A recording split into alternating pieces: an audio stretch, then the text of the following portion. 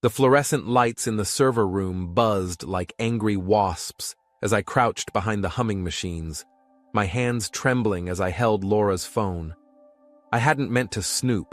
Hell, I'd just been trying to fix the damn network connection that had been acting up all week. But when her phone lit up with another message from Ben, something in my gut twisted. Mike's working late again. God, he's so pathetically predictable. My wife's words glowed on the screen like poison. 10 years of marriage, and this is what I get?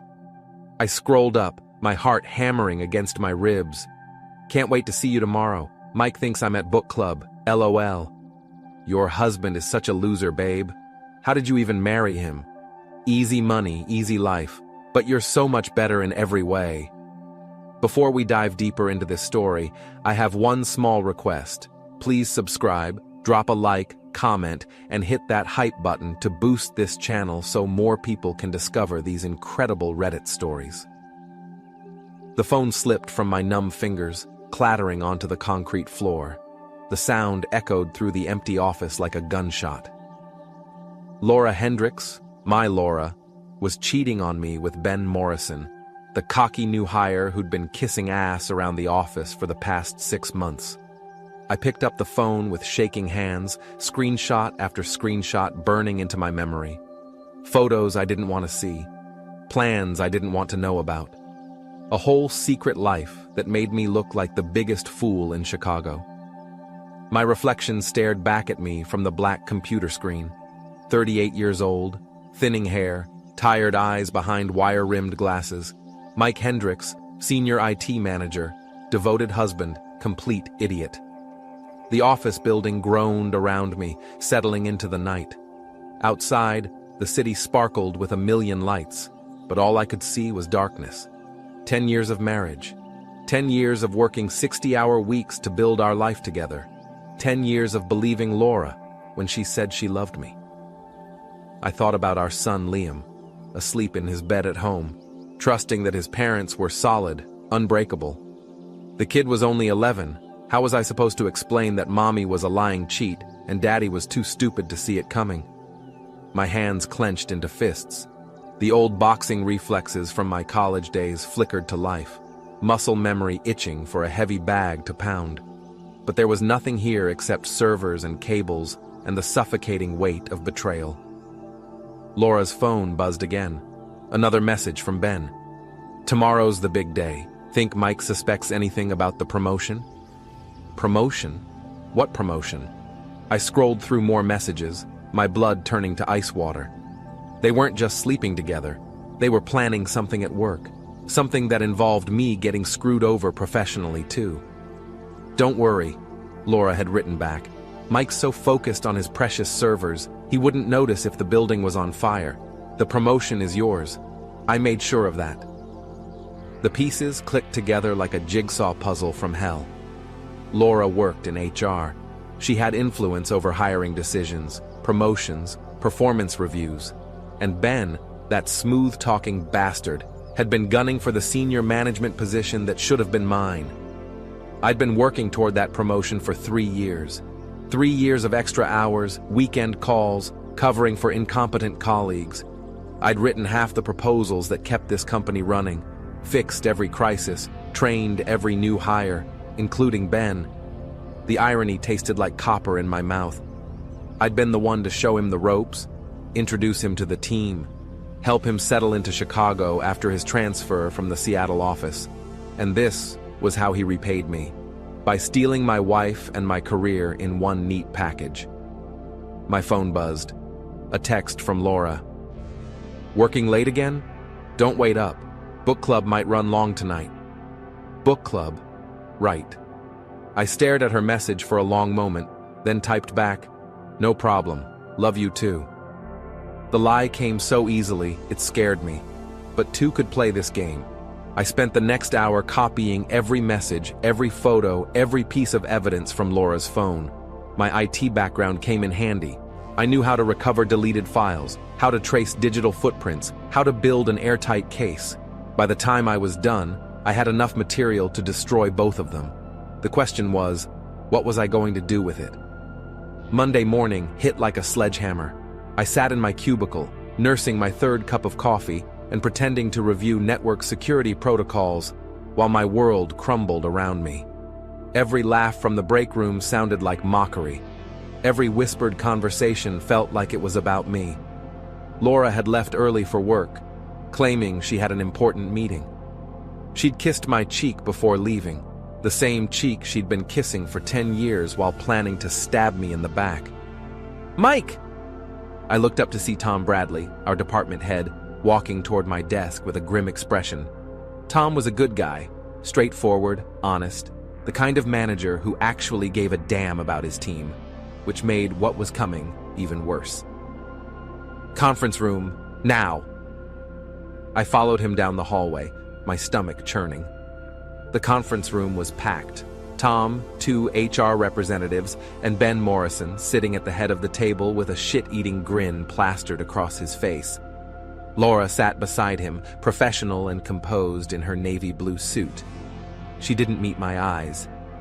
"Mike," Tom began, his voice heavy with reluctance, "I wanted you to hear this from me first.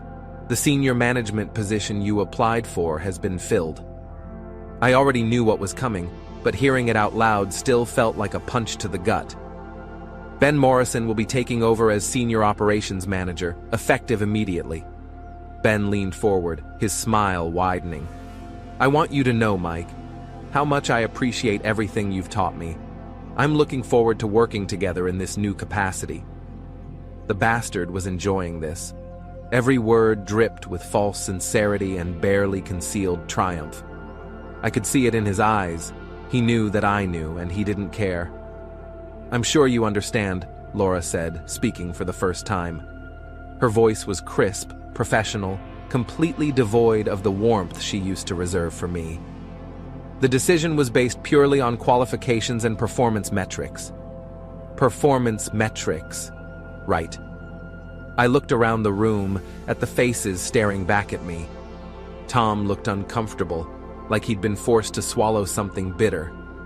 The HR reps looked bored, already mentally moving on to their next meeting. Laura looked satisfied.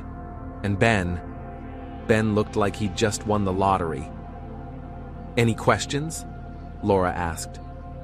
I had about 1,000,000 questions, like how long they'd been planning this, like whether our entire marriage had been a lie, like whether she felt even a flicker of guilt about destroying the man who'd loved her for 10 years. Instead, I said, "Congratulations, Ben. I'm sure you'll do great things." The words tasted like ash, but I forced them out with a smile. Ben's grin faltered slightly. He'd been expecting anger, maybe even a scene. My calm acceptance clearly threw him off balance. "Thanks, Mike. That means a lot coming from you." Liar. The meeting broke up, and I found myself walking back to my desk in a daze. Around me, the office buzzed with the news. Ben Morrison, the golden boy, had landed the big promotion. Mike Hendricks, the reliable workhorse, had been passed over again. I sat down at my computer and stared at the screen. 3 years of my life, wasted. 10 years of marriage, built on lies. A son who was about to learn that his family was falling apart. My phone buzzed. A text from my best friend Jake. "Heard about the promotion. That sucks, man. Drinks tonight?" Jake Patterson had been my friend since college. We'd been groomsmen at each other's weddings, coached Little League together, spent countless weekends watching football and complaining about our jobs. If anyone would understand what I was going through, it would be Jake. I texted back, "Yeah, Murphy's Tavern at 7? See you there." At least I still had my friends. At least I wasn't completely alone in this mess. The rest of the day crawled by like a wounded animal. I went through the motions, answered emails, fixed server issues, attended meetings, but my mind was elsewhere. I kept thinking about Laura's messages, about the casual cruelty in her words. Easy money, easy life. Is that all I'd ever been to her? A meal ticket? By 5 o'clock, I was ready to crawl out of my skin. I packed up my things and headed for the elevator, desperate to escape the suffocating atmosphere of the office. As the doors slid shut, I caught a glimpse of Ben and Laura walking toward the parking garage together, their heads bent close in conversation. My hands clenched into fists, and I had to force myself to breathe. Murphy's Tavern was crowded when I arrived, filled with the usual after-work crowd of office workers drowning their sorrows in beer and whiskey. I found Jake at our usual table in the back corner, already nursing a pint of Guinness. "Mike!" He stood up and clapped me on the shoulder. "Sorry about the promotion, buddy. That really sucks." "Yeah, well," I signaled the waitress for a beer. "Win some, lose some, right?" Jake studied my face with the sharp eyes that had made him a successful accountant. "You're taking this awfully well. I thought you'd be more pissed off." "What's the point of being angry? It's done. The point is that you've been busting your ass for that company for 8 years, and they gave your job to some pretty boy who's been there for 5 minutes." The waitress brought my beer, and I took a long pull before answering. Maybe Ben was just the better candidate. Bullshit. Jake leaned forward, his voice dropping. "You know what I think? I think there's something fishy about this whole thing. Laura's in HR, right? She probably had something to do with the decision." If only he knew how right he was. "Laura wouldn't do that," I lied. "She's always been careful to keep work and personal life separate." "Come on, Mike. You're not that naive. Office politics are cutthroat, and having a wife in HR is like having an ace up your sleeve. If she didn't help you get that promotion, then she's either incompetent or what?" Jake hesitated, then shook his head. "Nothing. Forget I said anything." But I could see it in his eyes. He was thinking the same thing I was thinking. The same thing that had been eating at me all day. What if Laura had actively worked against me? We drank in silence for a while, watching the Monday night football game on the bar's TV. The familiar rhythm of the game was soothing, a reminder that some things in life were still predictable and fair. "How's Liam doing?" Jake asked eventually. "Good. Great, actually. He made the honor roll last semester." "That's awesome. Kid's got his dad's brains. And his mother's looks, thank God." Jake laughed, but there was something forced about it, something that made my radar ping. "What?" I asked. What? "You're acting weird. What's going on?" Jake took a long drink of his beer, avoiding my eyes. "It's nothing, Mike, just work stuff." "Bullshit. I've known you for 15 years. What's going on?" He sighed and set down his glass. "Look, I didn't want to be the one to tell you this, but there are rumors going around." My blood turned to ice. "What kind of rumors?" "About Laura and that Ben guy. People are saying they've been seen together outside of work. A lot." The words hit me like a physical blow, even though I already knew the truth. Hearing it from someone else made it real in a way that reading text messages hadn't. "Who's saying this?" "Does it matter?" "Mike, I'm sorry. I really am. But I thought you should know." I stared at my beer, watching the foam slowly dissipate.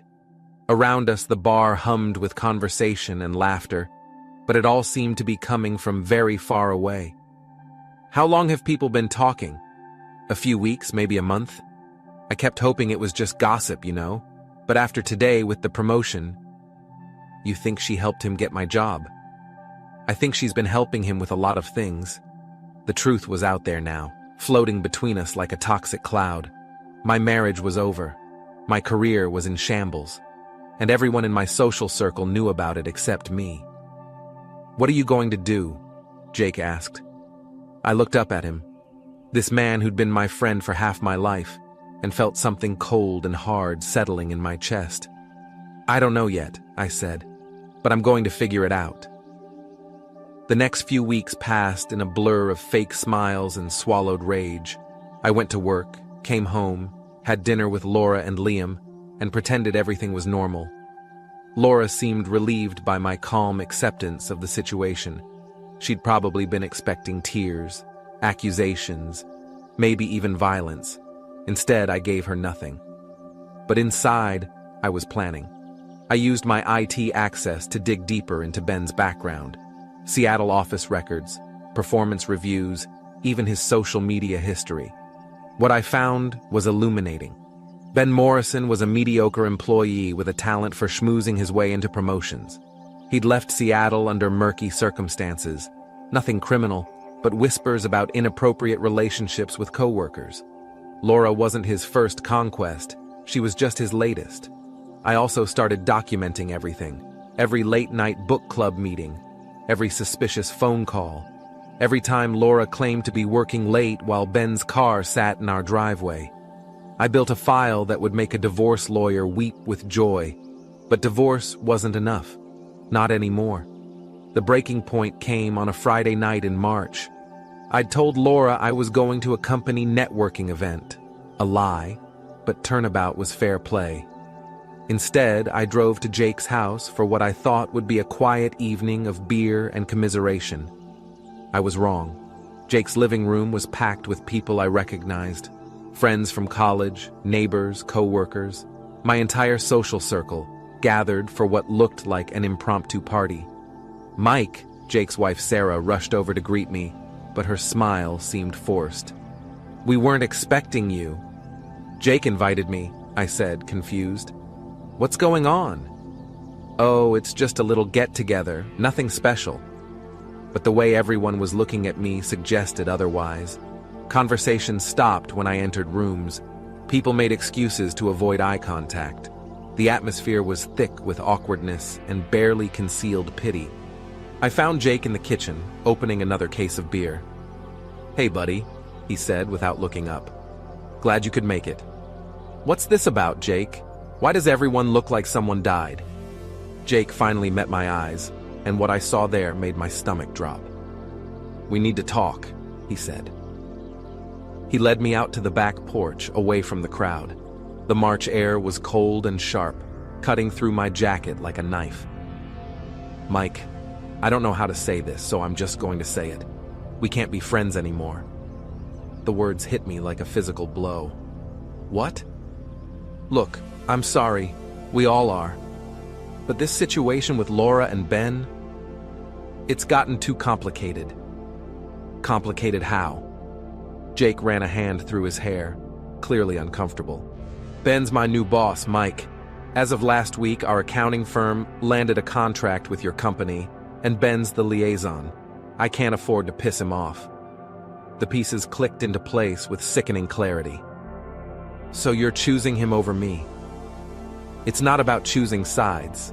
It's about business. My business. Sarah's business. We have kids to think about, a mortgage to pay." "I have a kid too, Jake.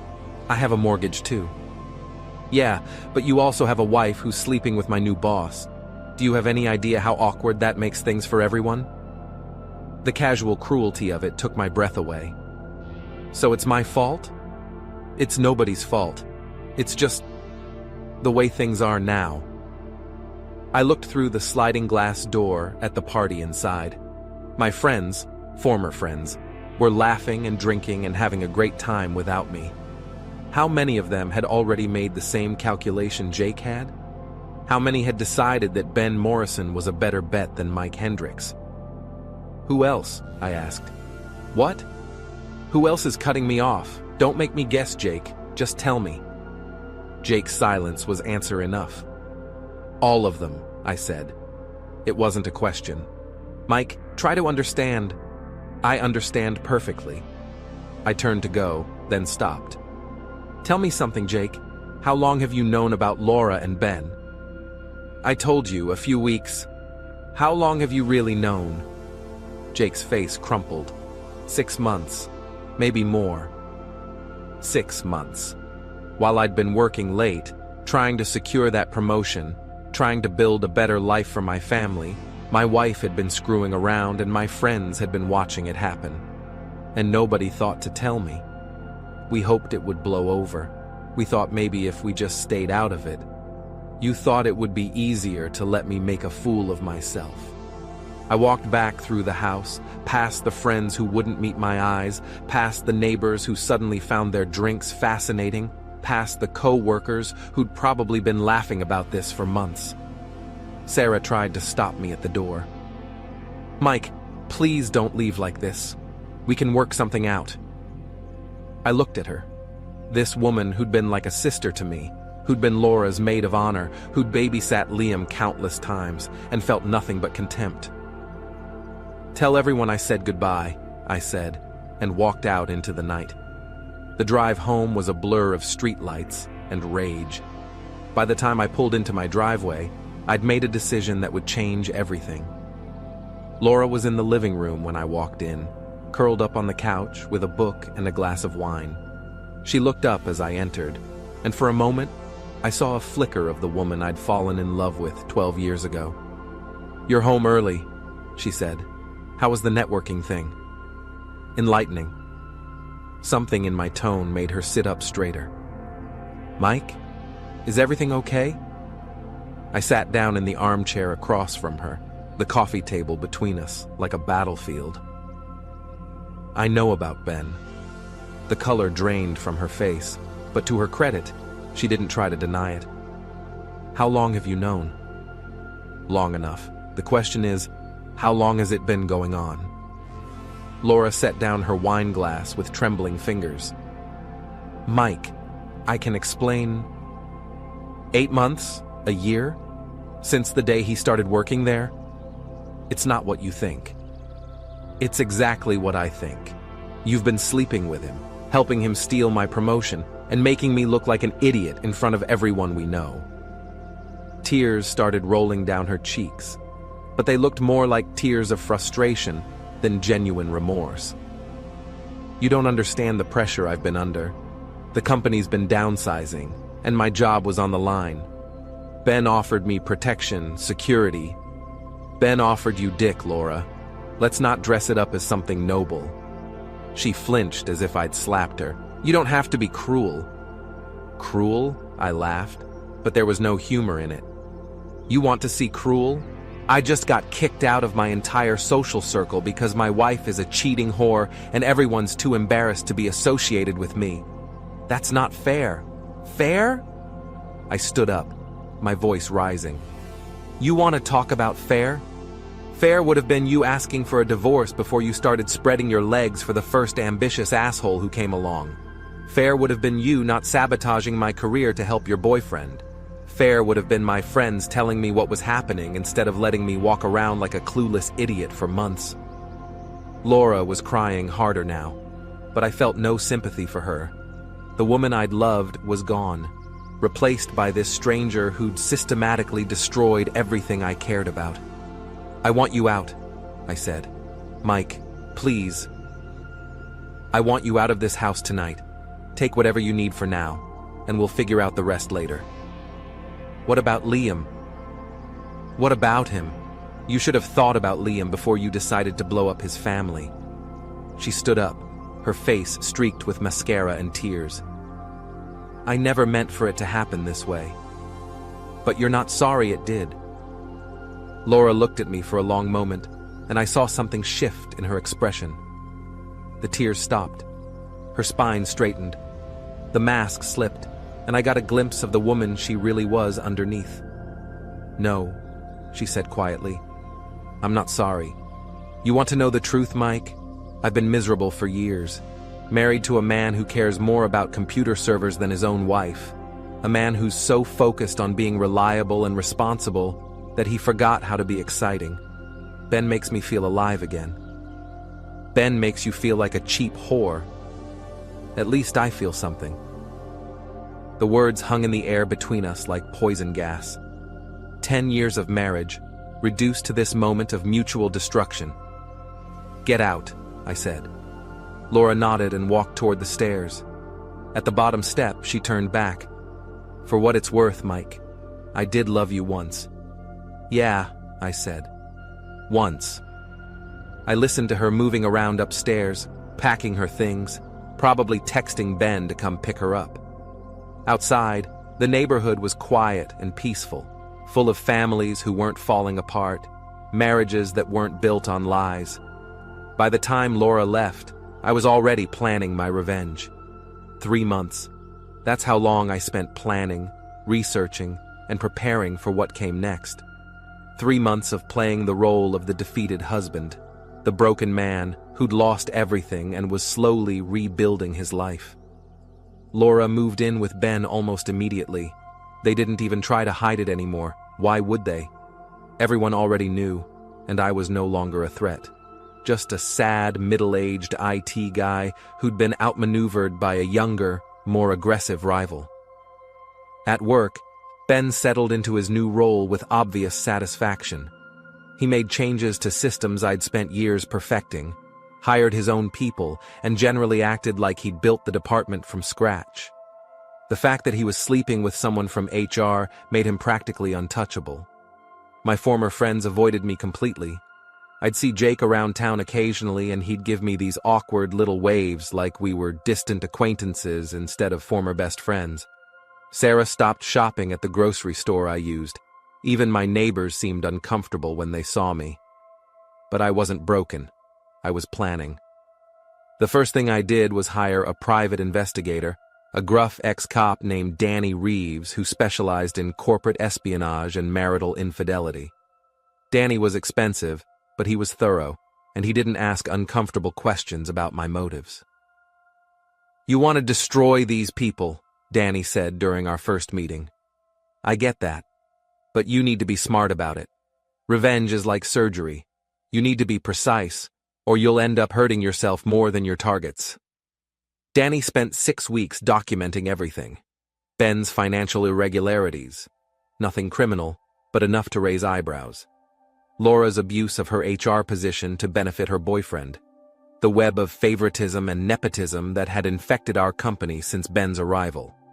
More importantly, Danny uncovered something I hadn't expected. Ben was married. His wife lived in Seattle with their 2 kids. Officially, they were separated, but financially and legally, they were still married, which meant Ben was committing adultery in a state where that could affect divorce settlements and custody arrangements.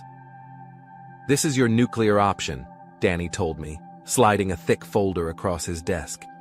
His wife's a family law attorney. She's been building her own case against him, waiting for the right moment to strike.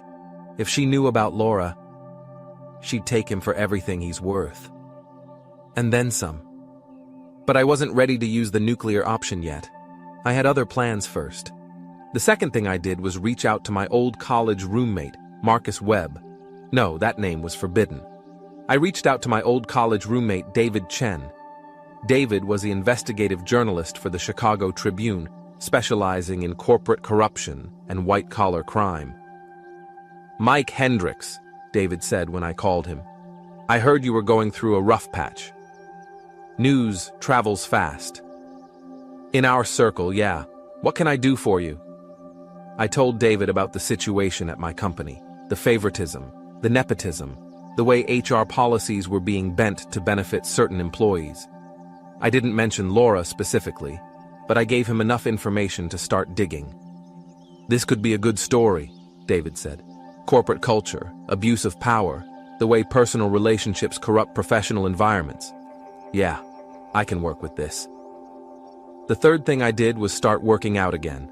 I joined a boxing gym on the south side of town, far from my usual haunts. The physical activity helped with the stress, but more importantly, it reminded me what I was capable of when pushed too far. I'd been a decent boxer in college, not great, but good enough to hold my own in amateur competitions. 20 years later, my reflexes were slower and my stamina was shot, but the muscle memory was still there, and more importantly, the mindset was still there. The mindset of someone who fights back. By June, all the pieces were in place. David had started asking questions around the company, requesting interviews about workplace culture and HR policies. Ben was getting nervous. I could see it in the way he avoided eye contact in meetings, the way he kept checking his phone for messages from Laura. Laura herself was starting to crack under the pressure. Living with Ben wasn't the fairy tale romance she'd imagined. He was demanding, controlling, and increasingly paranoid about his position at the company. Their fights were legendary, loud enough that their neighbors had started complaining. But I wanted more than just their personal misery. I wanted public humiliation. I wanted them to feel the same shame and isolation I'd experienced. I wanted them to understand what it meant to lose everything. The opportunity came in the form of the company's annual summer picnic. Every year, our company rented out a pavilion at Oak Park for a day of team-building activities, barbecue, and corporate networking. It was supposed to boost morale and foster a sense of community among employees. This year, it would serve a different purpose. I arrived at the picnic early, dressed in khakis and a polo shirt, looking like the harmless IT guy everyone expected me to be. I helped set up tables, carried coolers, and made small talk with coworkers who still felt awkward around me but were too polite to avoid me completely. Ben and Laura arrived together, of course. They'd given up any pretense of hiding their relationship. Ben wore an expensive suit that screamed, "Look at me," while Laura had chosen a sundress that was just a little too tight, a little too revealing for a company function. They worked the crowd like politicians, shaking hands and making small talk with employees and their families. Ben was in his element, charming, confident, completely in control of the situation. That was about to change. I waited until the afternoon, when everyone had eaten and the alcohol had started flowing. The perfect moment came during the annual awards ceremony, when Ben was called up to present the Employee of the Year award to one of his hand-picked favorites. Ben took the microphone with his usual swagger, launching into a speech about teamwork and excellence and corporate values. The crowd listened politely, but I could see the boredom in their faces. Nobody really liked Ben. They just tolerated him because he had power over their careers. "Before I present this award," Ben said, "I want to take a moment to thank someone special, someone who's been instrumental in helping me transition into this role and build the kind of team we can all be proud of."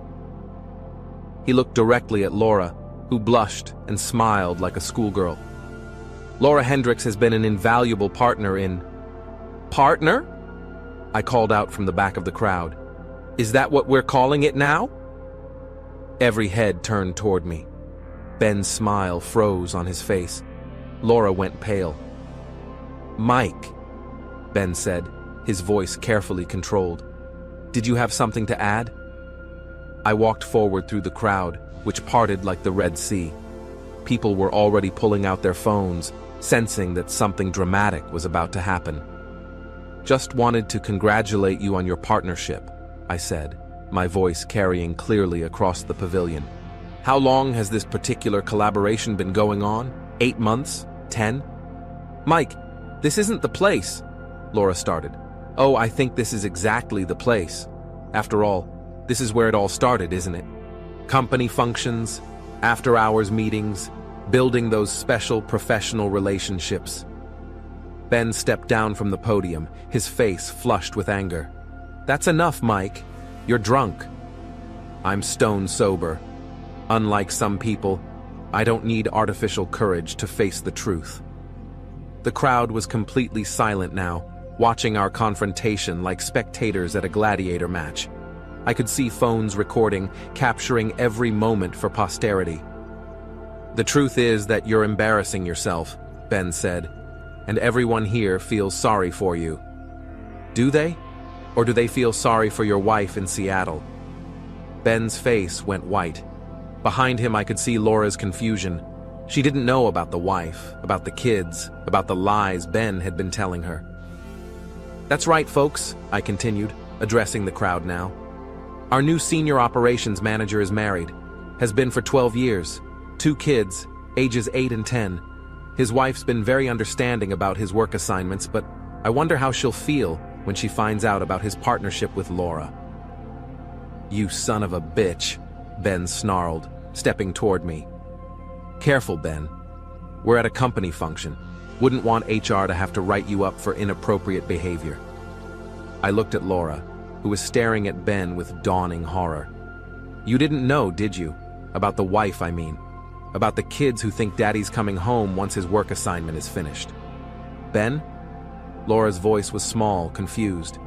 "Is that true?" Ben ignored her, his attention focused entirely on me. "You think you're clever, don't you? You think you can destroy what we've built? I don't have to destroy it. You're doing that all by yourselves." That's when Ben snapped. He lunged at me, his fist aimed at my face, but I'd been expecting it, preparing for it, and my old boxing reflexes kicked in. I sidestepped his punch and countered with a right hook that caught him square in the jaw. Ben went down hard, his expensive suit collecting grass stains and barbecue sauce. The crowd gasped and surged forward, but I wasn't done yet. "Stay down, Ben," I said, standing over him. "You've embarrassed yourself enough for one day." Ben tried to get up, blood trickling from his split lip. "You crazy bastard." "I'm not crazy. I'm just tired of being the only honest person in this whole mess." Security guards were pushing through the crowd now, but I didn't resist when they reached me. I'd accomplished what I came here to do.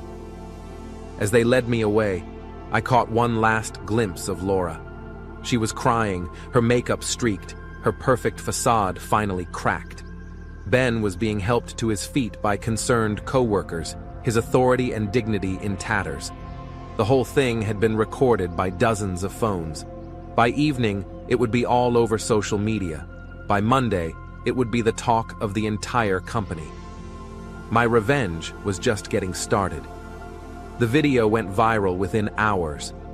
"Corporate love triangle explodes at company picnic" became the headline on every local news website. The footage was grainy and shaky, but the audio was crystal clear. Every word of my confrontation with Ben, every revelation about his secret marriage, every moment of Laura's humiliation.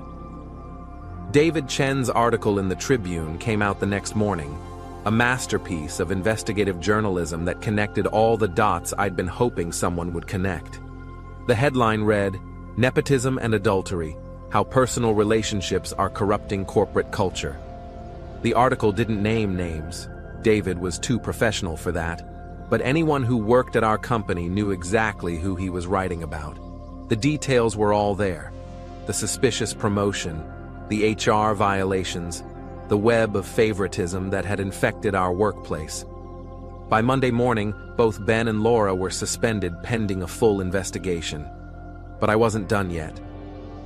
Danny Reeves had been busy over the weekend. Ben's wife in Seattle, Jennifer Morrison, had been very interested to learn about her husband's partnership with Laura. Very interested indeed. "She's filing for divorce," Danny told me over the phone, "and she's going for everything. The house, the kids, alimony, the works. Apparently this isn't Ben's first affair, just his most public one." "What about custody?" "She's got recordings of Ben saying he never wanted kids, that they were holding him back from his career. Plus, now she's got evidence of adultery and financial irresponsibility. Ben's going to be lucky if he gets supervised visitation." The dominoes were falling exactly as I'd planned, but the best was yet to come. Tuesday afternoon, I got a call from Tom Bradley, my former department head. "Mike, we need to talk. Can you come in?" I found Tom in his office, looking haggard and exhausted. The past few days had been rough on everyone at the company, but Tom looked like he'd aged 10 years. "Sit down, Mike. We have a lot to discuss." I sat, waiting for whatever was coming next. "First of all, I owe you an apology. A big one. I should have seen what was happening with Ben and Laura, should have recognized the favoritism and nepotism. I failed you as a manager and as a friend." "Tom, you don't have to—" "Yes, I do. What happened to you was wrong, and I was complicit in it by not paying closer attention." Tom leaned back in his chair, rubbing his temples. "The board met this morning. Ben's been terminated, effective immediately. Laura's also been let go. HR violations, abuse of position, conflict of interest. The whole thing's a mess. I'm sorry it came to this." "Are you? Really?" I considered the question honestly. "No, I'm not sorry at all." Tom almost smiled. "I didn't think so, and frankly I don't blame you. What they did to you was unconscionable. So what happens now?" "Now, we try to rebuild. The department's in chaos, we've lost 2 senior people, and our reputation has taken a serious hit. We need someone to step in and clean up the mess." Tom leaned forward, his expression serious. "We want you back, Mike. Senior operations manager, full authority, 20% raise, and a formal apology from the board of directors."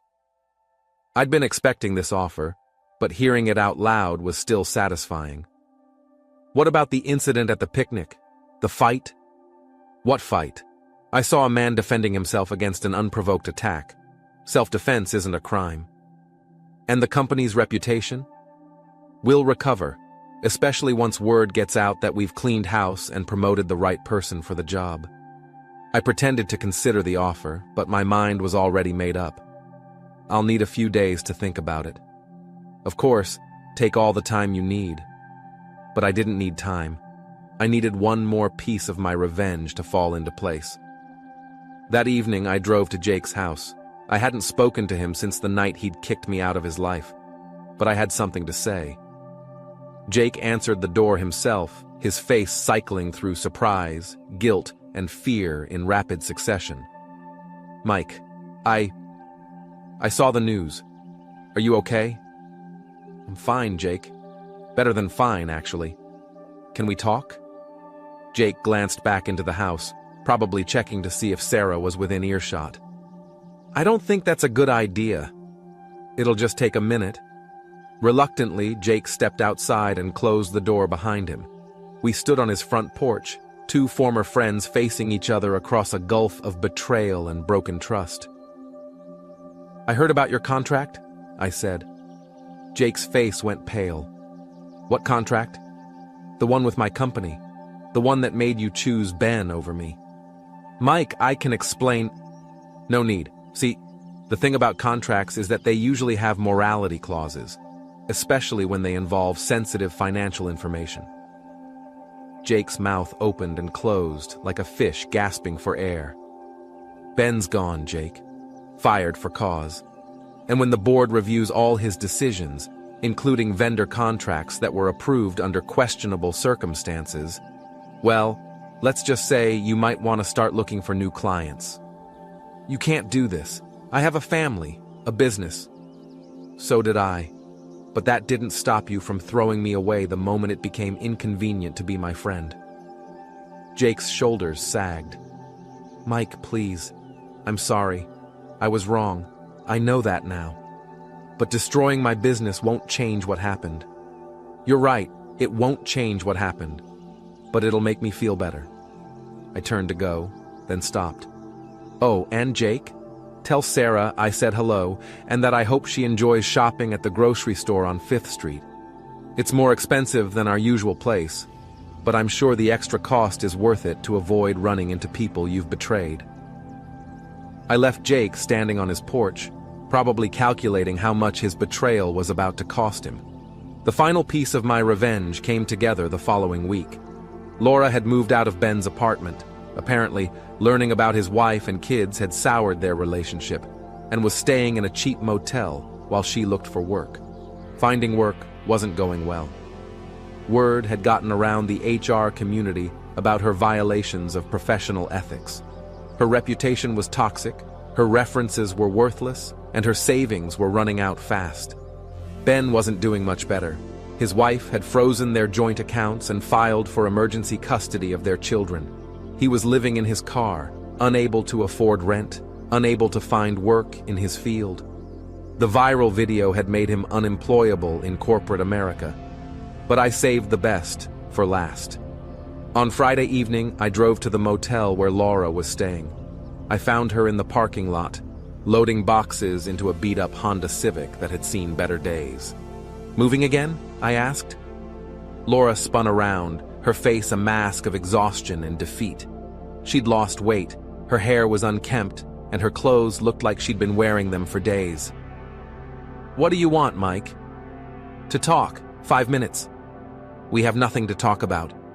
"We have everything to talk about. 10 years of marriage, a son who's wondering why his parents can't be in the same room together, a life that we built together and you threw away." Laura's facade cracked, and I saw tears gathering in her eyes. "You destroyed me, Mike. You destroyed both of us." "I didn't destroy anything. I just revealed what was already there." "You ruined our lives." "You ruined our lives. I just made sure everyone could see it." Laura wiped her eyes with the back of her hand, smearing mascara across her cheek. "What do you want from me? An apology?" "Fine. I'm sorry. I'm sorry I cheated, I'm sorry I lied. I'm sorry I helped Ben steal your promotion. Is that what you want to hear? It's a start. Well, congratulations. You got your revenge. Ben's destroyed, I'm destroyed, and you're the big winner. Are you happy now? I looked at this woman who'd once been the center of my world, who'd borne my child and shared my dreams, and then thrown it all away for a few months of excitement with a man who'd turned out to be as hollow and worthless as she was. Yeah, I said, I am happy. Laura stared at me for a long moment, then shook her head. You've become someone I don't recognize. Good. The person you knew was weak. He let people walk all over him, trusted when he should have been suspicious, forgave when he should have fought back. That person is gone. And what are you now? I smiled, feeling the cold satisfaction of complete victory settling into my bones. I'm the villain you created, and I'm exactly who I need to be. Laura finished loading her car and drove away without another word. I watched her taillights disappear into the night, knowing I'd never see her again. The next Monday, I accepted Tom's offer and returned to work as Senior Operations Manager. My first act was to review all vendor contracts and personnel decisions made during Ben's tenure. My second act was to implement new policies preventing conflicts of interest and nepotism. My third act was to have Ben's portrait removed from the Employee of the Month wall and replaced with a mirror. The message was clear. In this department, you succeed based on merit, not on who you're sleeping with. 6 months later, I was promoted to Vice President of Operations. A year after that, I was offered a position on the Board of Directors. Ben Morrison died homeless and alone 3 years later, his liver destroyed by alcohol, his family estranged, his reputation in ruins. I read about it in the obituary section of the Tribune and felt nothing but satisfaction. Laura remarried eventually, a divorced plumber from Milwaukee who didn't know about her past. They moved to Wisconsin, where she works as a receptionist at a veterinary clinic and keeps her head down. Jake's accounting firm went bankrupt within 2 years. He now works as a bookkeeper for a small nonprofit, making a fraction of what he used to earn. Sarah left him for a man who could provide the lifestyle she'd grown accustomed to. As for me, I remarried too, a brilliant software engineer named Amanda who appreciates loyalty and honesty. We have 2 children together, and Liam has grown into a fine young man who understands that actions have consequences. I never told anyone the full extent of my revenge, never revealed how carefully I'd orchestrated the destruction of everyone who'd betrayed me. But sometimes, late at night, I think about that moment in the motel parking lot when Laura asked what I'd become. I became exactly what they made me. A man who fights back, who doesn't forgive and forget, who understands that in this world, you're either predator or prey. I chose to be the predator, and I've never looked back.